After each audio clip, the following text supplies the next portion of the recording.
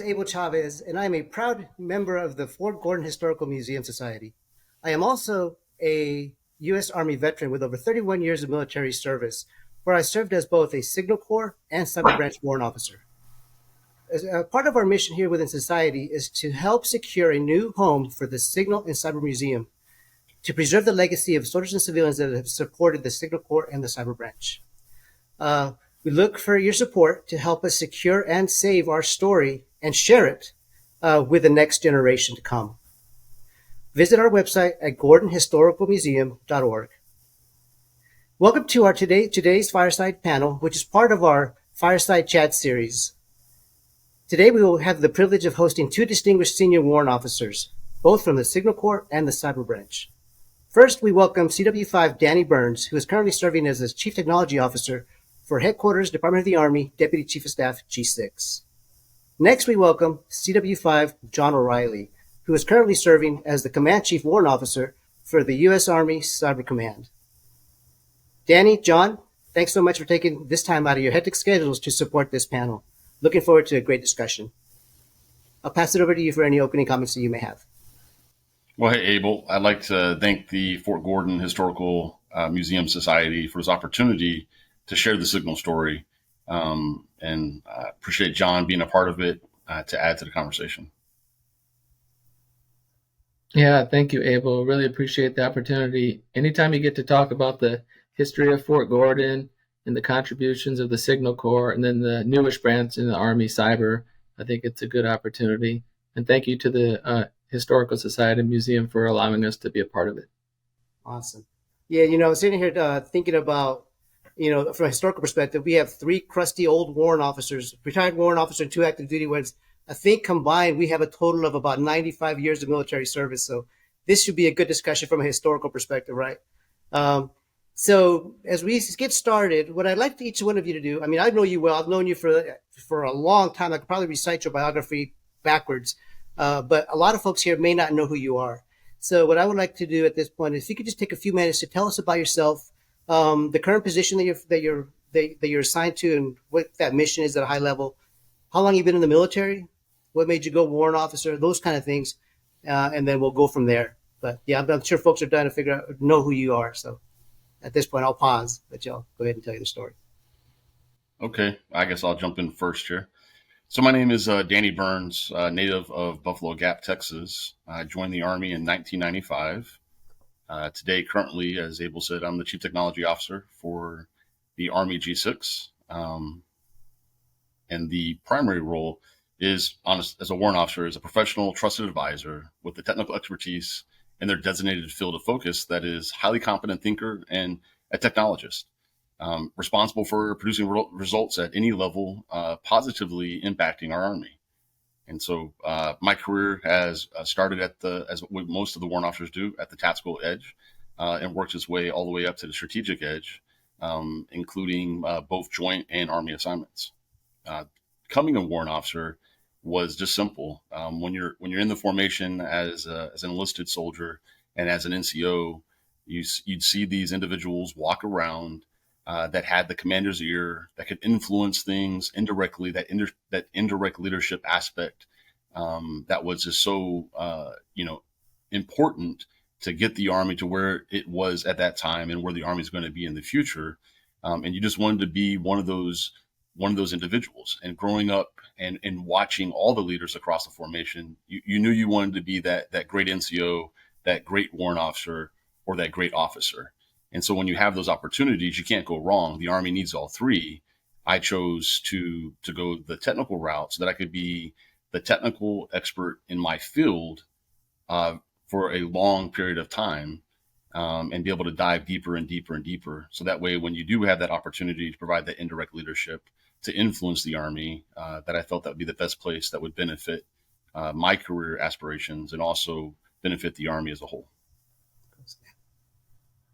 Hi, I'm John O'Reilly. I joined the Army in 1989. For those who are familiar with Morse code, that was my very first job. I didn't know what it was, but they told me it was exciting and you'd get to learn Morse code, so I jumped at the chance. Over the years, I've had the opportunity to have a couple different MOSs. So midway into my brand new warrant officer career, the Army did away with my MOS, which at the time was a 352 hotel. And then I switched over to become a 352 November, which is a signals intelligence analyst. And then at the grade at W5 is when I switched over to the cyber branch, becoming a 170 Alpha. What inspired me to become a warrant officer, I was currently an instructor at the Intel Center of Excellence. And I was really liking the opportunity to interact with soldiers every day. I liked the mission of being able to train people. And I was moved to a staff position. And it wasn't that I disliked the staff position. I just liked to stay tied to the soldiers and, being a part of their training. And I talked to one of my commanders, and he basically encouraged me that warrant officer was the path for me to go. And that's all it took was his inspiration to say where to go. And he kind of used one of my senior warrants as an example. He pointed over to Chief Perez at the time, and he said, "Look at Chief Perez. Look how happy he is. He's smiling all the time. He's making things happen." He's like, "Look at me. I'm miserable. I'm just going to meetings all day." And I was like, "All right, well, sir, if that's what you say, then that's what I'm going to do. I'm going to be a warrant officer." And I've loved every minute of it. I'm currently the Command Chief Warrant Officer, Army Cyber. I've been there since 2018. Most of my background has been intelligence with, moving into the cyber realm. I'd say our mission is very similar to Danny's, right? My boss, Lieutenant General Barrett, is responsible for, operating the Army networks, for delivering cyber mission force personnel, both offense and defense, for our nation. She's like one of the senior commanders for electronic warfare, right? And now we're incorporating information operations. So our command has a fairly full plate. Inside of it, you'll see warrant officers are a part of every bit of it. And quite frankly, our command, I think, would not be as good as it is without the contributions of all the different warrants from all the different branches.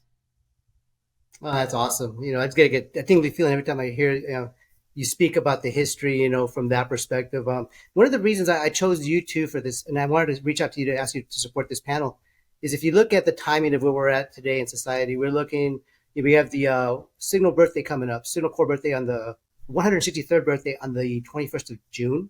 So good timing for this session to happen. We also have the warrant officer birthday coming up in July. So who better than to represent for this discussion the two of the senior warrant officers in the Signal and the Cyber branch. So greatly appreciate that.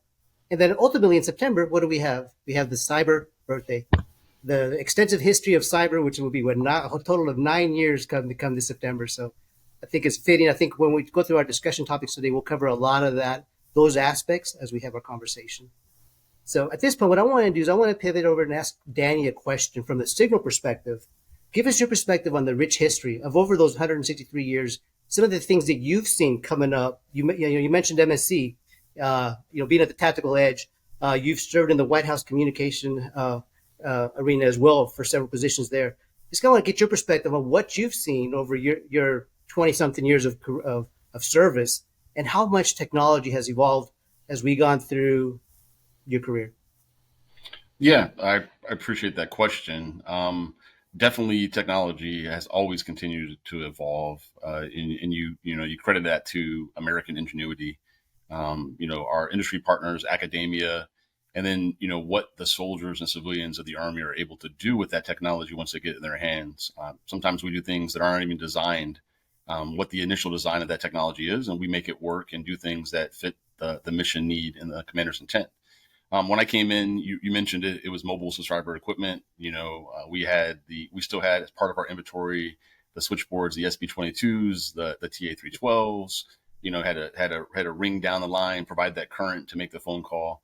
And then we transitioned into, mobile subscriber equipment with the X.25 packet switch, and then quickly evolved, and I would say we modernized, right? Modernizing to me means adding more equipment. We add more equipment to the mobile subscriber equipment package by putting routers and switches and eventually upgrading to ATM and moving forward. And then today, to see where we are today, we're evolving and utilizing that commercial off the shelf, small kit, different components that allows us to be more agile and move.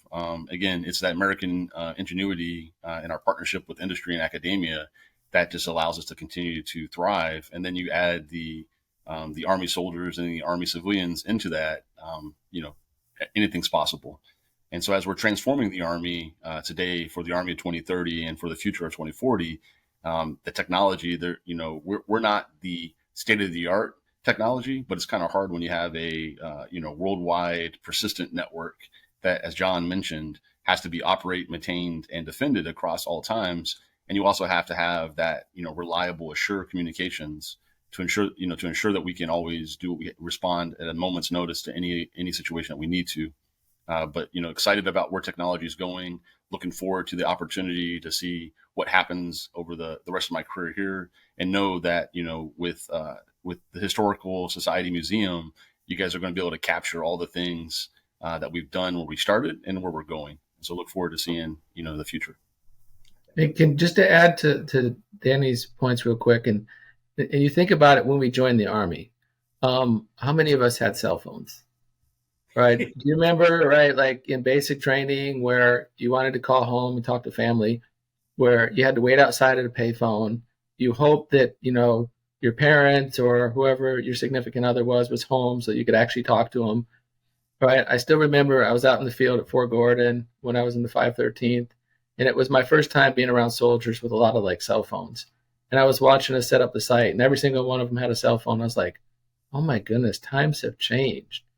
And so you think about that, right? Like how much we've advanced, and you see the new soldiers coming in, they're ready for it. It's the older people like me that are like, oh, I got to get used to these new things. Oh yeah. I'm thinking about it, just as you mentioned the phone calls, not only was it hard to make a phone call home, but the cost that came with it, the associated, $5 a minute. And now you have these soldiers calling halfway around the world just for a regular monthly service plan, right? So it's just amazing how much technology has enabled the next generation to do far and bigger things than we did when we were young. So I remember we came in, we didn't even have the internet, if you recall, right? I think you came in 89, I came in 88, and we were just talking about local area networks and how to piece two computers together. And luckily you have hopefully you have a hard drive with that computer, right? So just, after 1990, the way that things just started evolving year after year is just amazing. And how a lot of folks don't realize, that they have the creature comforts of today. They don't really know where we come from. So sharing that story, I think, is tremendous for our younger soldiers that are coming in nowadays who don't even know what a rotary phone looks like, right? So yeah, we're really excited about that. And think of mail. Like if it wasn't for the Signal Corps, we wouldn't get the mail that we get to have every day. It's back to like being in basic training again, where you'd write a letter and maybe 3 or 4 days later, someone might answer, and you look like so forward to it. Now I have 3 different phone devices where I can get mail instantaneously. I can talk to people, whenever I want to. So we've come quite a ways. Yeah, so I'm going to pivot a little bit, talking about contributions from the Signal and the Signal and the MI branch on how they helped us establish the cyber branch. So for John, can you share your perspective on the establishment of the cyber branch? I know both you and I came from the MI Corps, I came from the Signal Corps, and the efforts that both of those entities had in establishing the cyber branch were just tremendous. I'd like to get your perspective on some of the history of how we got to where we are today and what the future looks like. Okay, but yeah, so if you think back to 2012, the stand-up of the Cyber Mission Force, right, was a pretty pivotal time for our nation. At the time, the commander of NSA, who would become the first Cyber Command commander, General Alexander, really pushed and said we needed a Cyber Mission Force. And inside of the Cyber Mission Force was offensive and defensive positions. And so from 2012 to before the Cyber Branch stood up, you would go to a defensive unit and it would be pretty much Signal Orange. You go to an offensive unit and it would be MI Blue. And you didn't see a lot of mixing between the different branches. And then we were fortunate to have a very forward-thinking Secretary of the Army and Chief of Staff of the Army at the time, the Honorable McHugh, and then the Chief of Staff of the Army, General Ordinero. And they could see the future, and the future was we really needed a branch that brought both the intel and signal community together into cyber.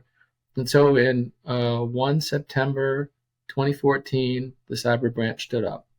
Now, make no doubt about it, if it wasn't for Signal and MI, there would be no cyber branch, right? The contributions, the history, the legacy of helping to stand up a branch. And of course, it was the seed corn. So all of the personnel who came in for the first couple of years were all from the signal and intelligence branch, as well as field artillery. Where, we had a lot of different backgrounds join it. And so 2014 is when we actually established the branch. You started to see the very first 6 lieutenants, matter of fact, that were picked from West Point that started the very first BOLIC in 2014. Around 2015 is when we started to see our first enlisted and warrant officers. We started producing our first ones around 2016. So to your point, it's actually a fairly, young branch. Now, if I was just contemplating about this earlier today, I can't imagine what it would be like without the cyber branch right now, right? We have amazing signal soldiers who run the Army's network, which is not easy. It's a 24/7 mission, right? You're only as good as when your commander can talk, and when they can't talk, it's always your fault, right? And so now we have this branch that can actually help with some of the missions, such as defend, right? Hunt forward missions, incident response, things that can actually, help keep our network safe. And then when required, if we need to, deliver offensive effects against our adversary. It's outstanding. Yeah. So on that same vein, so you look at the command that you're in. So our Army Cyber Command was originally stationed out of Fort Meade, Maryland, correct? Fort Belvoir, and now it's here at Fort Gordon. Can you talk a little bit about that move and what it entailed to actually make that monumental shift from being in the Capital National Region to Fort Gordon, Georgia, and some of the benefits for Fort Gordon because of that? Yeah, Abel. So if you remember when Army Cyber first stood up, it actually was fortunate enough to co-locate with the INSCOM at Fort Belvoir. And I believe at the time, I think we had people dispersed across like 15 different locations. So like our G1 was in one building, our G2 was with the command. We had our G6, at Fort Meade. So it was kind of really spread all over. And then what the leadership had decided was, hey, we need to bring everybody together. Now, where should it be? And part of it, I think, was based on the mission that was assigned to Army Cyber. So Army Cyber directly aligns with CENTCOM, AFRICOM, and NORTHCOM when it comes to support and commands. And so there was a natural fit being a part of Fort Gordon, which has a very strong relationship with supporting CENTCOM. And one of our best partners is the National Security Agency. And so there was a natural fit to actually come and co-locate with NSA. And then you think of another significant advantage. What is on Fort Gordon? We have the Signal Center of Excellence at the time, turned into CyberCent of Excellence, which includes the Signal Regiment, the Cyber Regiment. So now we have the institutional force with the operational force. We have the Cyber Protection Brigade with defensive units. We have elements of the 780th with offensive. We have the brand new 11th Cyber Warfare Battalion, which is expeditionary. We have signal units all over. We have a great hospital there. We have a great dental facility, right? And so you bring all of that together. It's kind of a neat place. So if you have a problem operationally, you can bring in the schoolhouse and say, hey, come watch what we're doing. Can you change the training? Right. So I think it was a perfect place to bring all of us together. Yeah. Any insights you'd like to provide on that, Dan? Yeah, I think, John hit most of it, but, that power projection platform that now is Fort Gordon, bringing that there, it was just a natural fit. So not only are we, as John said, we're doing the work operationally and strategically on the base, but there are the ability to feed that back into the training environment, to learn quickly, and to leverage the great community of, around Fort Gordon. It was a natural fit to bring the command together. And so now you have a power projection platform that's, can't be rivaled by any other army in the world. Yeah, and Abel, can I add one more thing to it? Not just the base itself, but the community. So you think of what the community did before, right? The base was, the center was renamed CyberCent of Excellence, right? Look at the schools outside in the Fort Gordon community now. Look at things like Cyber Patriot. It was really neat at FC TechNet last year when they brought in all the students who had won Cyber Patriots, and like those teams are crushing it, right? So the whole community is involved in building like a stronger cyber community. Yeah, no, I'm really excited about this. So I reside here in Augusta for the folks that don't know. And, talking about the Cyber Patriot, you look at some of these schools now. So the introduction of STEM, gets now STEAM into the curriculum in these local schools here in Augusta is it's the partnerships between academia and with the Fort Gordon Alliance partnership here, getting these folks interested and excited about potentially serving for the government, for the military, right? And you're growing these folks at a very young age, like the Bitch did up at Fort Meade, when you would get these NSA interns at age 16 or 15 come in for a couple of months during the summer. Next thing you know, you've captured their interest, they have the skill set, and they'll be those future leaders of our DoD elements, right? So it's pretty exciting times. And I forgot the Georgia Cyber Center with the great investment of, that's an amazing facility right there on the water, right downtown, right? Great partnerships in the local universities as well. Definitely. Yeah, so talking about that transformation on Fort Gordon, so many of us remember the prominent land site on Fort Gordon was what? The signal tower, right? When I was a private, that's the first thing I saw as I'm coming to the gate, and I was like, "Oh, that's an amazing building. I wonder what's up there." And over the years, you kind of just maybe go visit the sergeant major because you got in trouble or something, and over the years, eventually you become to a CW5 and you're actually working in that facility. Well, that recently was demolished, right? It's gone. It's no longer at Fort Gordon. Another reason we're doing the Fort Gordon Historical Museum Society is that infamous place, that location, Conrad Hall, where we had that signal museum where we would host retirement ceremonies. We'd have visitors for graduating students come visit and learn about our history. It's no longer there. But one of the benefits, now you have the establishment of a walking campus, almost like a university. So that not only benefits our soldiers, but also our DA civilians who are going to be training in those new facilities. It's just amazing. One of the things I look at there from that perspective is the training aspect. I think it was you, John, that mentioned training. I'll pass it to both of you. What have you seen in terms of how our training has evolved to train not only our signal soldiers, but also our cyber soldiers in developing a world-class cyberspace workforce environment? Dan, if you want to take that one first in terms of a training. Yeah, no problem. I think, the Army in general has adapted to technology and integrated it into the curriculum to ensure that, our soldiers and our civilians have the ability to do the job they need to do. The great thing about being right there at Fort Gordon with all the knowledge base that we have, all the partnership with industry and academia, the local partnerships, it allows us to, to quickly provide relative training to all soldiers that come in, and so they can perform their MOS jobs. When I came in as a warrant officer to what they get taught today, it's night and day. But it goes back and talks to the aptitude of our soldiers that are transitioning to be warrant officers, their ability to pick up technology. As John said, we came in, we're putting quarters, into a payphone to make a phone call. Soldiers today pick up a phone and can make it do magic things. They can build apps on their phone. They can code different capabilities.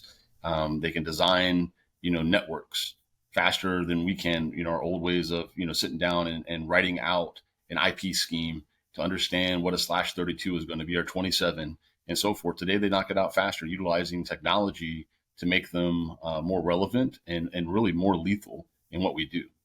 And so I just can't, say enough for how the Army overall, but specifically Fort Gordon and the CyberCent of Excellence has been to evolving our technology and enabling our soldiers and officers and warrant officers to get after what we need to. Yeah, hey, Danny, I think that's a great point. I mean, you think of like how many MOSs there were when you and I joined, and then you think of how they've evolved. And one of my favorite ones is 255 Sierras. I love them. I just think they're amazing. 25 Deltas too, like the enlisted side, very talented. So what you see is the branches evolving as the environment changes. You see the Army stand up this new 17 CMF, right, at the cyber school. You see the now stand up of electronic warfare at the cyber school. You see where they see a capability gap, and now there's a new officer and warrant officer MOS for capability developers. And so what I'd say is you see constant change and adapting, where the Army is moving forward and doing things that I think are very innovative to actually put us in an advantage as we have to potentially fight adversaries in the future. And you think, like, as I walk around and I talk with, whether it's signal soldiers or cyber or electronic warfare, these are really smart kids. And I say kids because a lot of them are actually coming in older in life with life experiences. I just am amazed at it. Like they're smart, they're intuitive, they get after it. I'd like to think I was that way, but I know I wasn't. So I'm just glad that the Army's moving better than when I was there. And Yeah, and that's the amazing. caveat what John said, you when you look at the complexity of what we're teaching today, when I was in, we were just beta testing what it was for a Cisco Academy. Now we're teaching, what it is to be a cloud, engineer, what it is to be a data engineer, what it is to be an app developer. It's just a whole bunch of different technologies that we're pushing the envelope on, but not only for those new individuals that are coming in and learning it for the first time, but we're ensuring that we have the capability to upskill our our enlisted, our officers, our warrant officers, and our civilians too. Because as you know, right, technology changes. That means that the workforce has to adapt to the new technology. So today I might be used to doing a TDM voice circuit. Tomorrow, well, there's no more TDM VoIP. So what are you going to do with me? I'm still very valuable to the formation as a civilian, as a warrant officer, an officer, an NCO. You're now going to upskill me into what the Army needs next from me. And that's a great thing about the CyberCent of Excellence there at Fort Gordon is the ability to do that. We're able to quickly upskill individuals that need to be reintegrated back into the formation as technology changes, as a job may today become automated. Now it gives us the ability to maximize that workforce for something else. Yeah, all great points. One of the things I think both of you mentioned, the MOS is right. I remember, and I'm dated, I retired 4 years ago, but I remember the Signal Corps had a total of, I think, 17 or 18 different MOSs, right? And you talked about Cisco routers. We get trained on Cisco routers, but we don't know the Juniper router. So some of the things that Signal Corps did, and I think you could probably attest to this, Danny, is going towards a foundational training versus box training, right? So now you got these warriors who truly understand the foundational concepts of either signal or cyber, and you can throw any type of technology at them as long as they have the foundational training across the board. To me, it's proven dividends over the last several years. I think it's quite impressive. And again, these younger soldiers, they have the ability to do that. Where us three, we probably had to go through repetition just to memorize something. Nowadays, they understand these concepts and they take it to the next level. So truly amazing. Um, so along with that, going to the operational aspect of it, one of the things uh, that's hot in the press right now across the DoD is this unified network operations.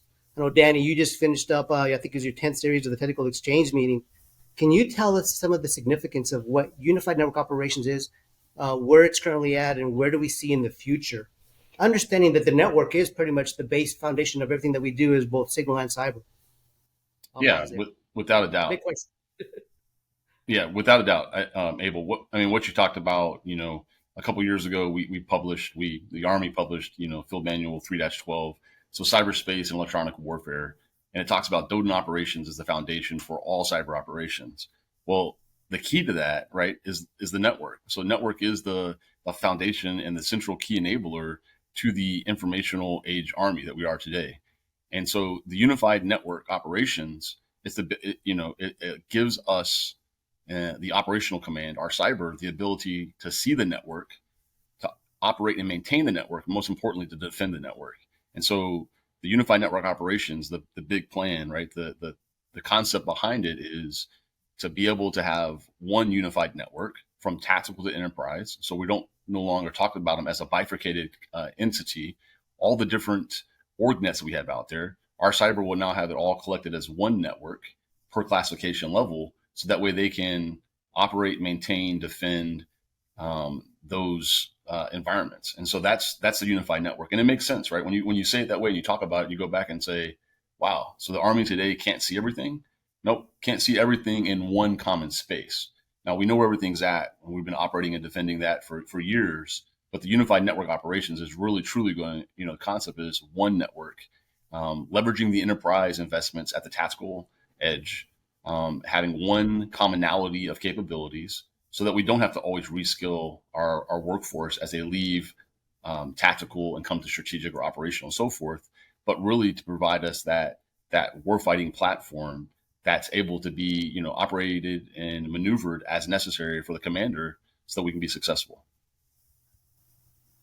Yeah, it's impressive. Any insights there from your perspective, John? I think, I think Danny hit it on the head. I mean, no longer a strategic and tactical. There's one network, and partners are built in right from the beginning. You can't have a network without partners because we won't fight without partners, right? So I think the way that we're headed is exactly where we need to be. And, you think about the challenge we put on the Signal Corps. We want 24/7 comms. We want multiple classification levels. We want it everywhere, right? It needs to be reliable. It needs to be affordable. It needs to be resilient, right? We need to be able to trust it. And you see the Corps move out and actually, fulfill that promise based on, providing a network that everybody can operate on and, you know, everybody can train to. So I'm excited where we're going. Yeah, we're just kind of thinking about it as you're telling the mission aspect of it. We're looking at data centric operations now. One of the things, the key focuses of where we're going to pivot to. What's the focus? Assured data, guaranteed data, those kind of folks. So tell us a little bit on that from the R cyber perspective. As we establish this unified network, how does that enable data centric operations, and ultimately, how does that enable multi-domain operations across the board? Yeah, well, I'm going to punt first to Danny because Danny's much smarter on this than I am. I don't know about that, John, but I will take a stab at it. Well, so from a data centric approach versus a network centric approach, which means basically is it really comes down to the security, right? What are we protecting? The old network centric approach is we protect the network, we protect the boundaries. Now we're going to protect the data, which is the most important part of what we do, and ensure that we are able to trust that the data is protected and that individuals that need to have access to the data for whatever reason, it's available when they need it at the right place, right time. And so that's the real transformation that we're focusing on is, following the zero trust principles. It starts with what's important. What do you want to protect? And it's the data. And then it's how do you want to access the data to ensure that the individual that's accessing it needs to have access to the data. And as John mentioned, we have presence where any soldier or Army civilian is at. That is where the network is present. It's worldwide. It's definitely global. It's 24/7. And so the challenge is there, to make sure that it's assurable and maintainable and available when needed. And so I think that's the focus of where you're seeing the Army shift is from the network centric approach to more of a data centric approach to support multi-domain operations. And so that the data that's needed by any commander anywhere in the world is available, but also ensuring that we identify what data needs to be at what echelon. And so it's a journey. We're still on that path as we're working with the different centers of excellence to identify, what are the requirements so that way we can build out that architect correctly the first time and to be able to support multi-domain operations in support of the Joint All-Domain Command and Control, JADC2. Outstanding. I mean, to add to what Danny said, I mean, you think about it. And Danny, correct me if I say something wrong. I think something like 1.2 million users, over 270 post-camp stations. I mean, it's pretty significant. And I know analogies aren't always the perfect way to describe things, but when I think of zero trust, you think of things as like someone trying to come onto Fort Gordon, right? Like if you use a network-centric approach, hey, I use my ID card, I'm on the base, and I have free range everywhere, right? But if you think about it where every time I want to access something, now I have to basically show that I have the reason for being there and the authority, to do it, then you start thinking of ID checks everywhere you go, right? Hey, I want to go to the gym, ID check. Hey, I want to go to the PX, ID check, right? It's that constant making sure that before someone access data, that they actually have a reason to do so, right? And that, the longer they're in the network, the more we're going to check in with them to say, hey, is this person behaving the way they're supposed to behave? Are they accessing areas they're supposed to behave? And basically, to Danny's point, like the data is what's important. The network is what helps us share it and move it, but it's the data. And so, I think where we're headed is exactly where the Army needs to go. Outstanding. I think we discussed a little bit about multi-domain operations, and maneuver commanders. From what you have experienced, because I know I've got some insights as well. When I look at commanders, non-signal, non-cyber. And I remember when I was in the Striker Brigade back in 2000, and the brigade commander would have a discussion about an operations plan. And Signal seemed to be always like in the background as a afterthought after a mission either failed or succeeded.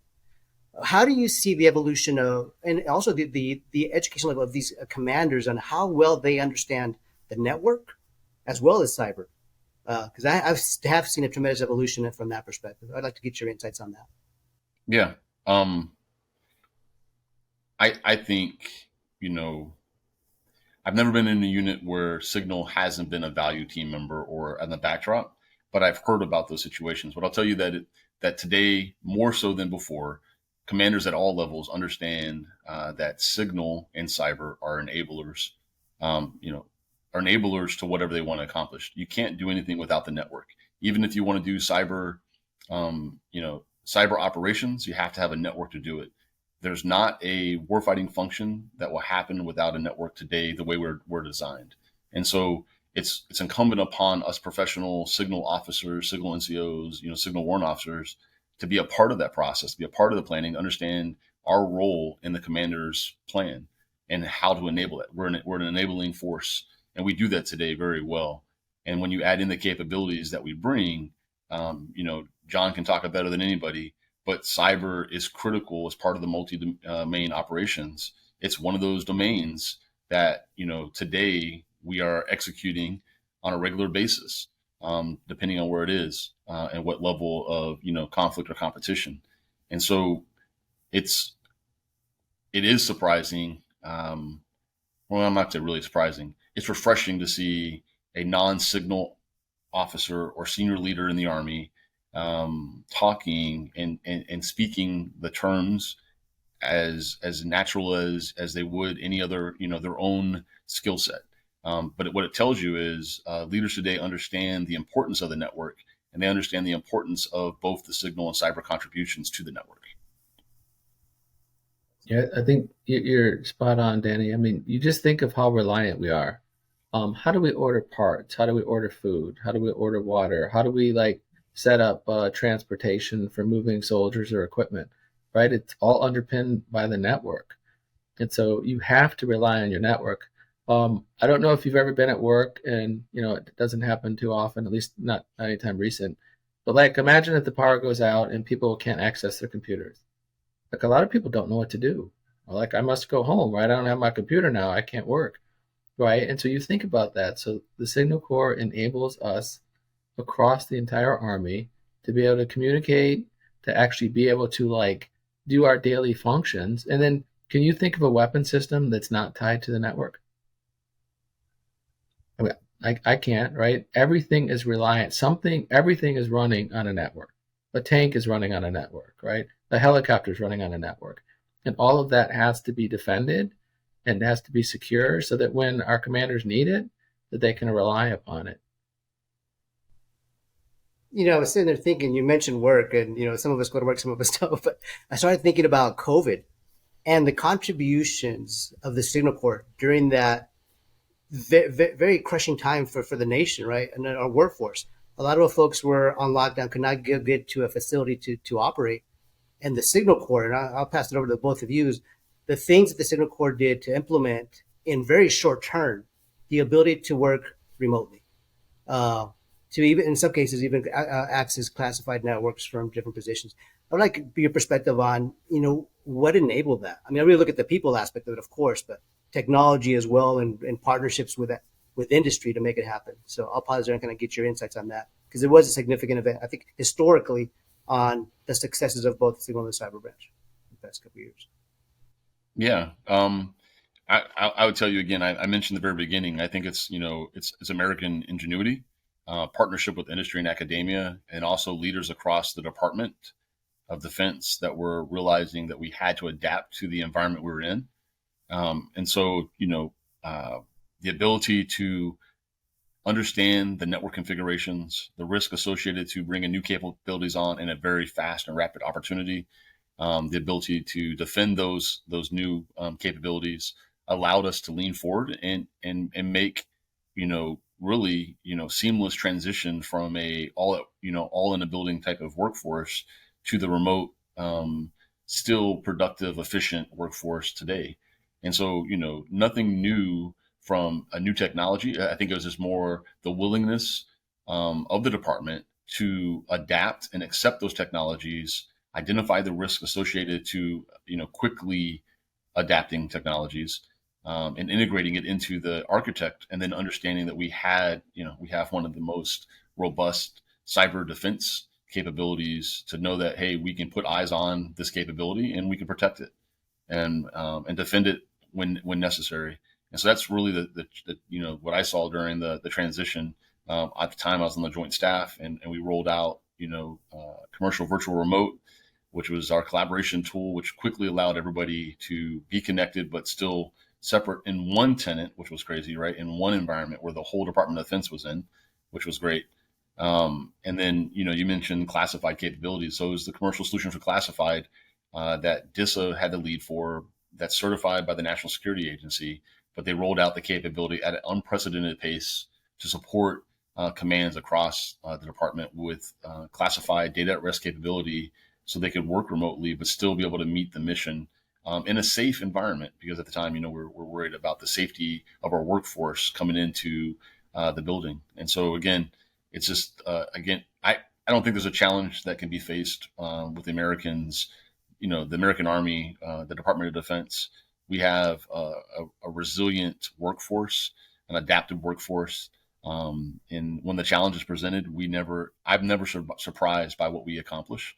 And that's what sets us apart from any other nation in the world, is I think how good we are, and our unwilling desire to succeed, that it can't be deterred. So I think it's just pretty awesome. I still remember my first Teams meeting. I was like, what is this? What is going on? You mean everybody's just meeting virtually? Yeah. And you're like, yeah, it's pretty cool. And so you started using it, and you're like, oh, this is pretty productive. I don't have to get up, walk to an office space, maybe drive somewhere, and I can stay connected to everybody that I work with. I can share files, we can VTC, we can talk. And it was really, transformational, quite frankly. And then you think about, and I think Danny hit on this, and it was, spot on as usual. You have to have some leaders who are willing to do things outside of the box. Now think about, imagine it's pre-COVID, nobody's even thinking about it. You said, I'm going to trust people to work from home. And I believe that they're going to be just as productive, and that the mission's not going to fall, and we're going to make it happen. And essentially that's what has happened, right? We had leaders that weren't sure if it would work, and then they come back and go, wow, I'm surprised. I found some people to be more productive because you freed up some of their time so they could actually focus on work. Sometimes, there's distractors, there's moving around, and I think overall it was a very positive thing. And then to Danny's point too, whether it's bring your own device or the classified capabilities that you offered senior leaders, like, again, innovative, thinking outside the box. Like most things that are innovative, people on the surface would not normally support. And I remember hearing one of our previous CSAs talk about this.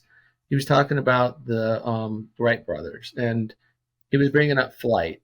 And he's like, at the time, there were actually some when flight was first being developed, that there were like crashes and people were dying.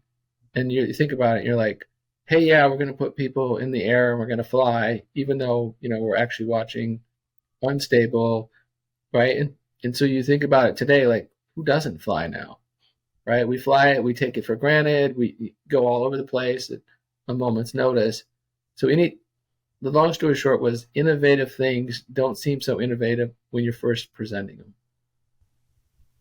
No, very good points. I love this discussion. I mean, I think we could go on for hours just talking about just the different aspects of, serving in the military and embracing technology. But I think you both hit it on the spot when you talk about the people aspect of it. We'd really want to get your perspective, on, as technology evolves, what's the one constant that we have? First, last, and always, it's the people, right? You hear every commander at every level, whether it's General Barrett or General Morrison or Chief of the Army, talk about people first. I'd like to get your perspective on the people aspect of it. Where we've been historically, where we are now, and where do you see that human ingenuity taking us in the future? Whoever wants to jump on that one first. Yeah. Oh, go ahead, Danny. Sorry. No, go ahead, John. You can go first. No, when you ask the question, what immediately jumps to mind is whether you hear the chief of staff of the Army people are number one.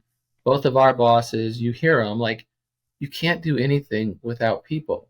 And when you think of people for us, it's military, it's civilian, it's contractors, it's their families. And right, like that's what underpins everything we do.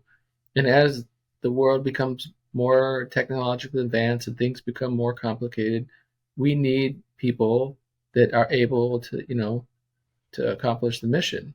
And part of that is that they have to trust that we're going to take care of them. That, like, you think of families and they're giving their children to the Army. They need to trust that we're going to take care of them, that we're going to do the best, that we're, going to be morally sound, do the ethically right thing, and take care of people. And so, like, I spend a lot of time on people. Like, that's probably one area I put a considerable amount of time into is recruitment, retention, how do we retain people, looking at data that shows where we're having trouble, then reviewing and saying, are we doing everything we can? Are we offering fair compensation? Hey, it's simple things like from warrant officers. Probably the number one thing I'm requested when it comes to senior cyber warrants, most important thing to them is stability, right? And why? Because it's family, it tends to be related to family. It's kids in school, it's spouse with a job, right? That's what's important to them. And so what we want to do is make sure that we meet the Army's goals, their priorities, meet my commander's goals, and take care of those soldiers and their families at the same time. And I think with the way the Army's been evolving, you think like the assignment interactive module with AIM, where people actually have a vote, right? You see us moving in a direction where we're not just saying people are important, you can actually see us show that people are important. Now I'll pass it over to you, Danny. No, John, you hit all the high tops of what I was going to mention. I think though, Abel, it's critical with, the Fort Gordon Historic Society Museum. If I got that right.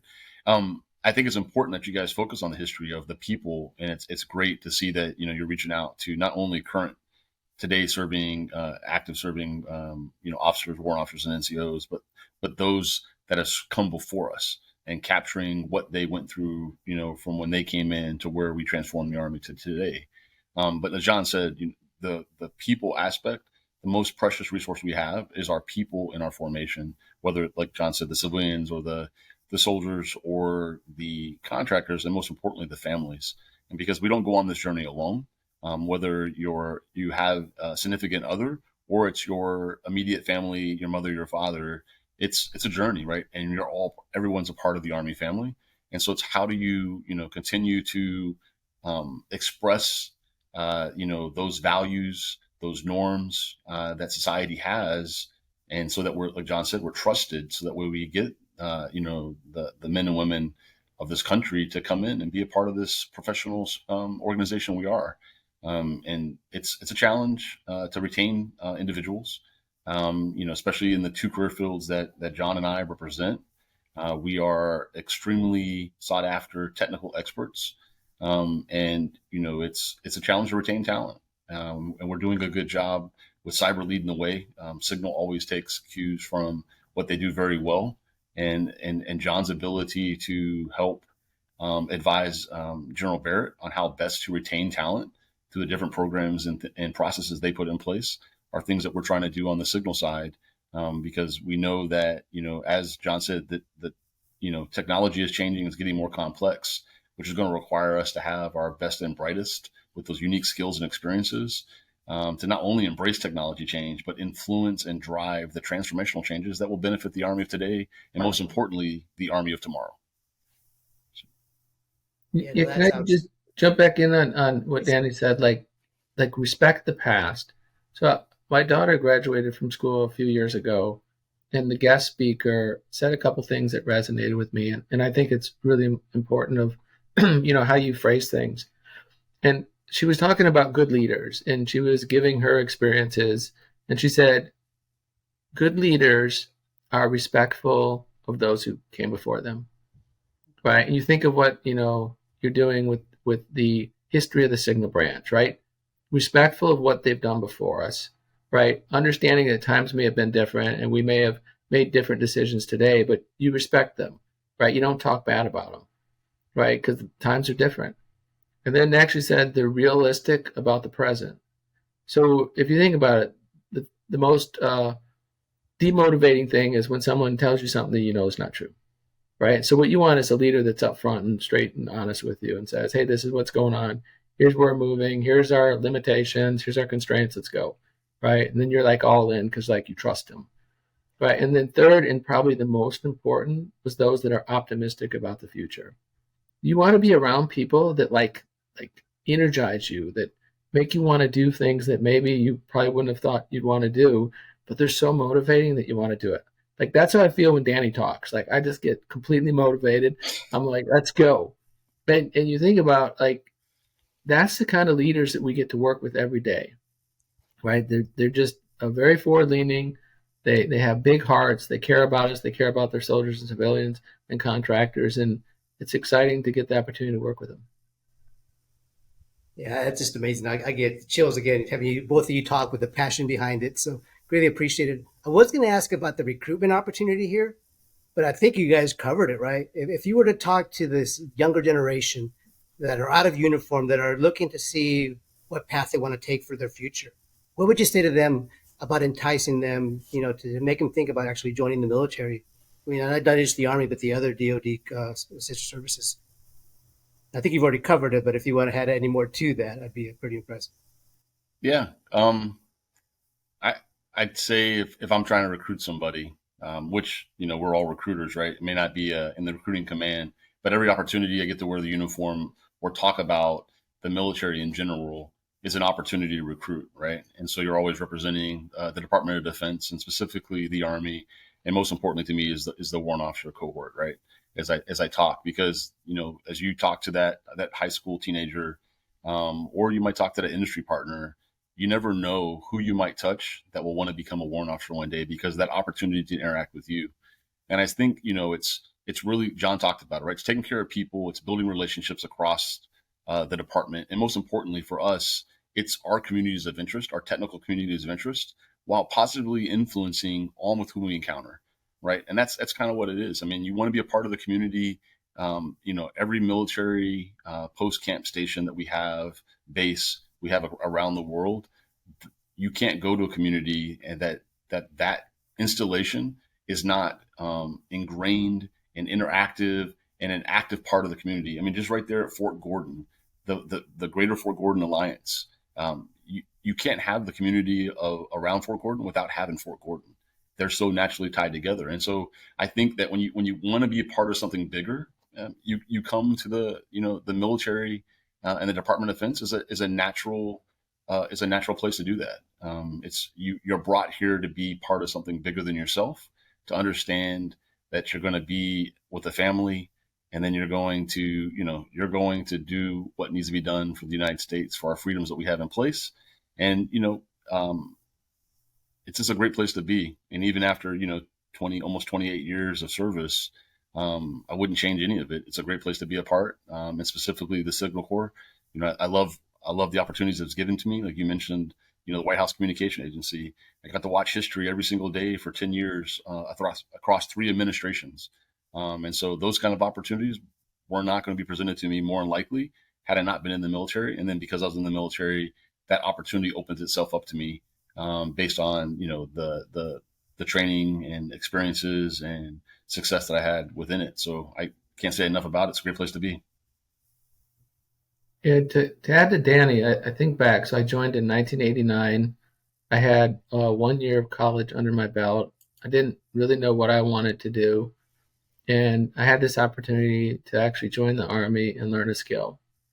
And I'm not going to lie and say, oh, it was, super rosy when we first got in. Like, it was not exactly what I was expecting, right? I was like, these things called drill sergeants. I was like, well, I've never had one of those before, right? And, this thing called a push-up where I did lots of those because I would smile and that would get me in trouble.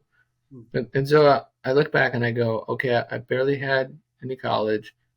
I was able to go to school where the Army encouraged me and actually would pay for me to go to school. I got many opportunities with training. think of all the places all three of us have been throughout our career where we get to see the entire United States as well as foreign countries. And then probably the most important thing that you don't really appreciate it until you start reflecting back is the people, right? The people that I went through AIT with, like I'm still friends with today. My first NCO that I ever had in the Army is still one of my best friends today.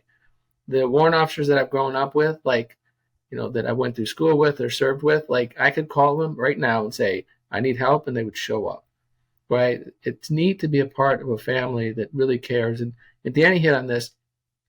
Warrant officers don't care what branch you are. The first thing that they care about is you're a warrant officer. So they look on you, they're like trying to find that rank on you. And when we came in, right, we used to have the squash bug so everybody could see it. But like, there's automatically an instant connection bond. Ooh, warrant officer. Hey, what's your MOS? Hey, where are you from? Right. And then you get into the, the different branches. But quite frankly, it's a family. I know on the cyber, signal, and intel side that, there are special channels set up that if someone needs help, they just go in and send an email and it will go across the world. And every time, I've never seen people not respond.